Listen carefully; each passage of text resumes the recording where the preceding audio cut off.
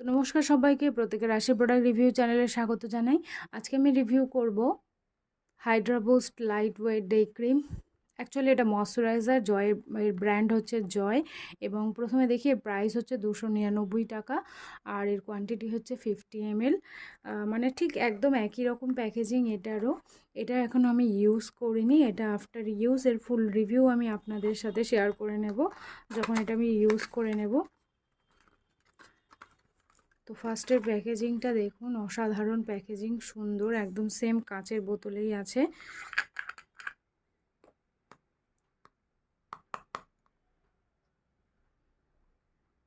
ক্রিমটাও একদম সেই হালকা একটা যে আকাশি আকাশি কালার হয়, সেটা সি গ্রিন টাইপের কালার।